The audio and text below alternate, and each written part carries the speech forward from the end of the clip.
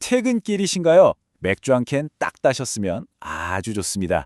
반갑습니다, 여러분. 23년차 퀀트 전략가의 시선으로 진짜 돈의 흐름을 추적해보는 시간입니다. 편안하게 들으시되 오늘 가져가실 인사이트의 무게는 결코 가볍지 않을 겁니다. 이번 주 시장 흐름 정말 소름 돋지 않으셨나요? 차가운 퀀트 데이터하고 거친 매크로 현실이 그야말로 정면 충돌하는 거대한 기회의 마스터 클래스였습니다. 표면적으로 지수가 오르락내리락 하는 거 거기에 속으시면 안 됩니다. 오늘 우리는 철저하게 수면 아래에서 벌어지는 진짜 돈, 스마트머니의 이동을 추적해 볼 겁니다. 자, 2026년의 구조적 충돌, 바로 디코딩 시작합니다. 본격적으로 들어가기 전에 제가 아주 뼈 때리는 질문 하나 던져볼게요. 지금 여러분 계좌에 담긴 AI 관련주들 말입니다.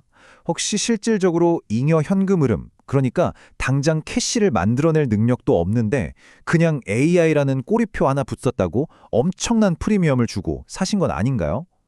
만약 대중이 열광하는 그 화려한 스토리 이면에 숨겨진 진짜 자본의 흐름을 우리가 완전히 잘못 프라이싱하고 있다면 어떨까요? 지금 시장의 큰 손들은요, 개미들이 환호하는 순수 소프트웨어 쪽이 아니라 전혀 다른 곳으로 맹렬하게 포지션을 돌리고 있습니다. 그 거대한 자본 이동의 방아쇠를 당긴 숫자가 바로 이겁니다. 5.18%. 미국 20년물 장기 국채 금리가 장중에 5.18%를 뚫어버렸죠. 30년물도 5.17%를 찍었고요. 기관에서 굴리는 운용력들 사이에서는 지금 이 상황을 분노한 채권 시장이라고 부릅니다. 이건 단순히 금리 인상 사이클이 길어지네 만회하는 수준의 이야기가 아닙니다. 돈의 값어치, 즉 자본시장의 중력 자체가 완전히 새로운 차원으로 진입했다는 뜻이에요. 여러분, 중력이 세지면 어떻게 되죠? 가벼운 날개로 붕붕 떠다니던 것들은 가장 먼저 추락하기 마련입니다. 이 매크로 레짐을 이해 못하시면 다가올 시장에서 절대 살아남을 수 없습니다. 자, 그럼 도대체 이 2026년 매크로 레짐이 어떻게 굴러가는 건지 세 가지 톱니바퀴로 딱 구조화해 드릴게요. 첫째, 새롭게 출범한 케빈 워시 체제의 연준은 이제 시장에 달콤한 금리나 사탕을 던져주는 대신 기관의 정책 신뢰성이라는 아주 무거운 시험대에 올랐습니다. 둘째, 여기에 엎친 데 덮친 격으로 중동발 지정학적 리스크, 즉 인플레이션 세금이 더해지고 있죠. 셋째, 그 결과로 글로벌 벤치마크 역할을 하는 10년물 국채 수익률이 4.67%까지 치솟은 겁니다. 이 세 가지가 맞물리면서 시장 내 자본이 그야말로 폭력적이다 싶을 정도로 급격하게 로테이션을 하고 있는 겁니다. 특히 두 번째로 말씀드린 지정학적 리스크, 이거 데이터로 한번 딥다이브 해볼까요? 2월 말에 80억 배럴이던 글로벌 원유 재고가 4월에 78억 배럴로 줄었고, 만약 호르무즈 해역 변수가 계속되면 5월 말에는 76억 배럴이라는 기록적인 바닥을 칠 걸로 예상됩니다.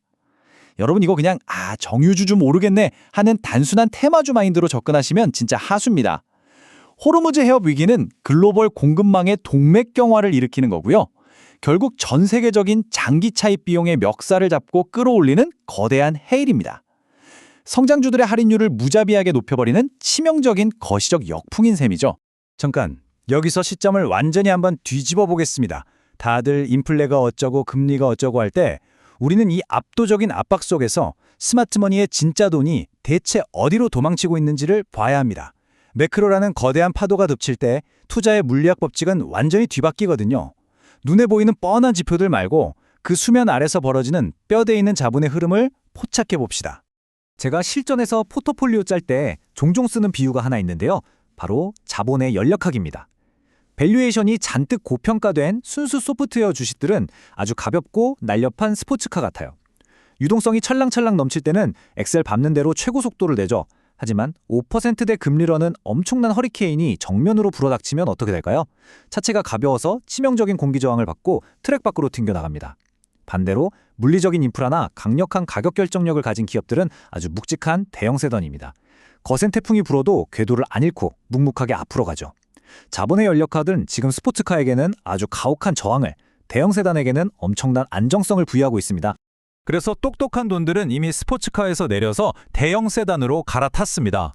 우리는 이걸 헤일로, HALO 트렌드라고 부릅니다. 무거운 물리적 자선, 즉 헤비 에셋을 가지고 있고 진부와 속도가 느린 로우 obsolescence, 한마디로 AI가 아무리 발전해도 코드 몇 줄로 절대 뚫을 수 없는 거대한 물리적, 기술적 해자를 가진 기업들이죠. 이게 바로 2026년 월스트리트의 새로운 피난처입니다. 생각해보세요. AI 모델이 아무리 뛰어나도 거기에 들어가는 전력을 공급하는 발전소를 소프트웨어로 뚝딱 지을 수는 없잖아요. 글로벌 물류망을 코딩으로 굴릴 수도 없고요. 그 결과로 지금 시장에 아주 끔찍한 양극화가 벌어지고 있습니다.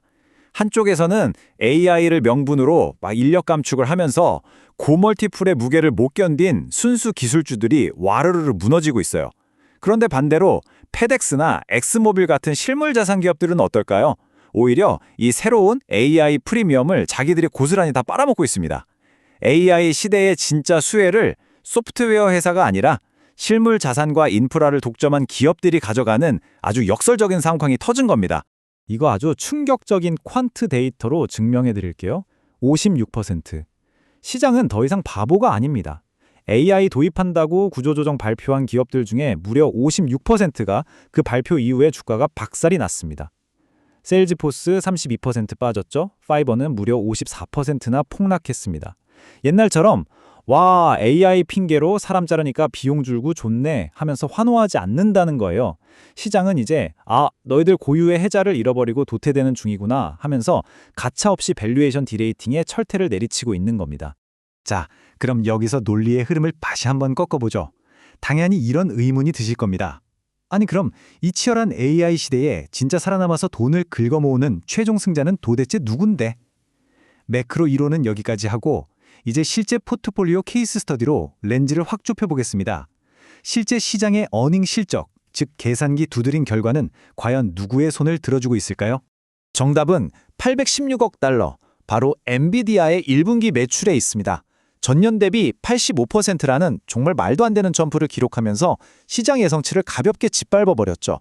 근데 여러분, 엔비디아를 그냥 단순한 반도체 칩 메이커로 보시면 안 됩니다. 엔비디아는 HBM 같은 첨단 공급망을 철저하게 독점하면서 AI 시대로 가는 톨게이트를 장악해버린 지구상에서 가장 강력한 헤일로 자산 그 자체입니다. 젠스왕 CEO가 정확히 짚었죠. 우리는 지금 인류 역사상 가장 거대한 물리적 인프라 확장의 한가운데 있고 그 모든 병목 현상의 꼭대기에 엔비디아가 버티고 있는 겁니다. 그런데 말입니다. 여기서 엄청난 모순이 하나 발생하죠. 엔비디아를 필두로 한 AI 인프라는 이렇게 미친 듯이 돈을 쓸어 담고 있는데 왜 중소형주들이 모여있는 러셀 2000 지수는 1% 넘게 빠지면서 시장 전반이 허걱대고 있을까요? 답은 아주 명확합니다. 앞서 우리가 짚었던 고금리라는 폭군이 기업들의 숨통을 조이고 있기 때문입니다. 금리가 높으니까 밸류에이션에 엄청난 압박이 가해지고 당장 내 주머니에 꽂히는 현금 창출력이 부족한 기업들은 아주 자비 없이 바닥으로 끌어내려지고 있는 거죠. 이런 고금리와 인플레 압박은 비단 기업들만의 문제가 아닙니다. 소비 시장도 아주 극단적으로 찢어놨어요. 요즘 트렌디한 샐러드 체인 카바는 7%나 팝업하고 고급 주택 짓는 톨브라더스는 실적 견조하게 나오면서 고소득층 지갑은 끄떡없다는 걸 직면했죠. 근데 반대로 일반 서민 대중들이 가는 타겟이나 홈디포 같은 곳은 동일 점포 매출이 둔화되면서 침몰하고 있습니다. 거시경제가 주는 스트레스가 소비 채널과 기업 실적을 통해서 시장에 아주 잔인할 정도로 정확하게 프라이싱 되고 있는 겁니다. 그리고 이 살얼음판 같은 시장 변동성에 확 기름을 부어버리는 촉매제가 또 등장했죠. 트럼프 전 대통령이 이란 평화협상이 최종 단계다 라고 한마디 하자마자 브렌트유가 순식간에 5.6% 급락하면서 105달러 선으로 푹 꺼졌습니다. 자, 정치적인 호불호나 해석은 완전히 배제하고 객관적인 데이터로만 보자고요. 이건 지금 시장에 깔린 위험 프리미엄이 지정학적 뉴스 한 줄에 얼마나 미친 듯이 요동치는지 보여지는 완벽한 예시입니다. 우리는 매일매일 쏟아지는 새로운 정보에 맞춰서 내 포트폴리오의 확률을 끊임없이 재계산하는 이른바 베이지안 업데이트 마인드를 가져야만 합니다. 자, 슬슬 결론을 내보겠습니다. 제가 23년간 시장에서 굴러보니까 확실히 알겠더라고요. 여러분, 시장은 내일 유가가 얼마 갈지, 금리가 어떻게 될지 점쟁이처럼 맞히는 예측의 영역이 절대 아닙니다. 철저하게 계산된 확률적 대응의 무대입니다. 우리는 지금 돌아가는 복잡한 변수들을 인지하고 어떤 상황이 오든 내 자산을 지키고 알파를 창출해낼 수 있는 구조적인 액션 플랜을 미리 짜둬야 합니다. 그래서 실전 펀드 매니저들은 지금 포트폴리오를 짤 때 이렇게 세 가지 길로 시나리오를 매핑합니다. 첫째, 강세 시나리오. 유가가 안정되고 연준의 정책 신뢰가 탄탄하게 유지되면 밸류에이션이 다시 확장되면서 기술주 랠리가 펼쳐지겠죠. 둘째, 이게 현재 우리의 베이스라인인데 금리가 5%대에 고착화되면서 자본은 아까 말씀드린 헤일로, 즉 실물 인프라 자산으로 계속 도망갈 겁니다. 극심한 섹터 차별화가 벌어지는 거죠. 마지막 약세 시나리오, 호르무즈 해협이 닫히고 장기금리가 폭등해버리면 성장주들은 어마어마한 할인을 쳐맞고 광범위한 투매가 일어날 겁니다. 여러분의 주식 비중은 지금 이 확률적 로드맵 위에 안전하게 올라타 있습니다. 오늘의 마켓 딥다이브 해설은 여기까지입니다. 분노한 채권 시장부터 수면 아래 진짜 돈이 몰리는 헤일로 트렌드까지 아주 숨가쁘게 달려왔네요. 오늘 다룬 수많은 매크로 변수와 섹터 로테이션 이야기 중에서 여러분의 포트폴리오를 가장 서늘하게 위협하는 소름 돋는 리스크는 무엇이었나요?